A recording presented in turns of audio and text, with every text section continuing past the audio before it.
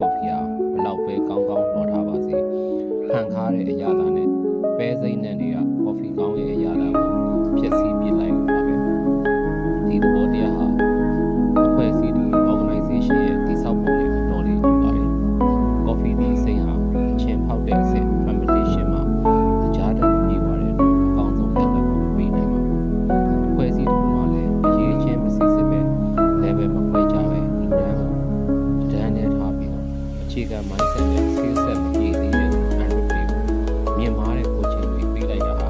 အစိမ်းကြီးကိုကြားရည်စိတ်ပြီးအသေးမဲ့ခိုင်းလို့ပါပဲအပေါ်ရန်တော့ဟုတ်မလို့လေတကယ်တမ်း result ထွက်လာရင်တော့ခါသက်တဲ့အရာသာပဲကြံခဲ့ပါလိမ့်မယ် coffee ကိုတော်လိုက်တဲ့အခါစိမ်းကြီးတွေဟာ quicker လို့ခေါ်တဲ့ဝါဖြော့ဖြော့အစီတွေဖြစ်ကြံခဲ့ပါတယ်သူတို့ဟာတခြားအစီတွေနဲ့ရောနေပြီးခွဲခြားရခက်ပေမဲ့အရာသာကိုတော့အကြီးအကျယ်ဒုက္ခပေးပါတယ်အဖွဲ့အစည်းမှာလည်းလူမှန်နေရာမှန်မရှိပဲအစိမ်းဒီကိုအမှဲ့နေရာမှာသွားထားမိရင်ဒါမှမဟုတ်အရေးချင်းမရှိသူကိုတာဝန်ကြီးတွေပေးထားမိရင်အလုပ်ထဲမှာတော့ပါနေတာပဲဒါပေမဲ့စွမ်းဆောင်ရည် productivity မှာတော့လုပ်ငန်းတစ်ခုလုံးကိုဆွဲချနေတဲ့အနှောက်အယှက်တွေဖြစ်လာတတ်ပါတယ်ကော်ဖီတစ်ခွက်ကိုမီးဆန်းကြည့်ကပ်ပင်းလုပ်တဲ့အခါဘယ်အဆင့်မှာမှားခဲ့လဲဆိုတာဖုံးကွယ်လို့မရပါဘူးအစိမ်းဒီခူးခဲ့တာလားလှော်တာမှားတာလားဆိုတဲ့အရာတာကအဖြေပေးပါတယ်အဖွဲ့အစည်းတစ်ခုမှလည်း management ကဘလောက်ပဲကောင်းနေပါစေလက်တွေ့ထွက်လာတဲ့ result ကစိတ်ပျက်စရာဖြစ်နေရင်တော့စုခုကလေးကတနည်းအားဖြင့်လူရွေးတာကလေးကမှားခဲ့တာလားလူရွေးမှားတာကိုညှင်းဆန်ပြီးစွတ်ကြားခဲ့ကြလို့နေရာအထားမှာအရေးသွေးနှိမ့်သွားတာလား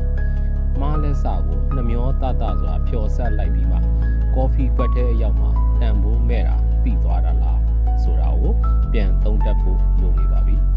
ကော်ဖီကောင်းတစ်ခွက်ရဖို့အသီးရွေးတာကစသလိုပဲအရေးချင်းမပြည့်သူတွေရောထွေးမနေမှာအဖွဲ့အစည်းရဲ့ရလဒ်ဟာငွေကြိုင်ပြီးရတာမှန်တဲ့ကော်ဖီတစ်ခွက်လိုဖြစ်လာမှာပါ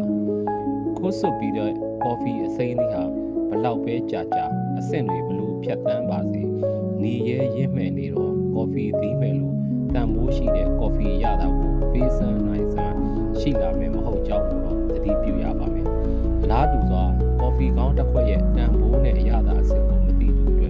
အသီးစိမ်းကြောင့်အနံ့ရတာပြည့်ရွေးမှုကိုမသိနားမလဲပဲအဲ့လိုအရာကိုပဲနှစ်ချိုက်ခြေနဲ့တူ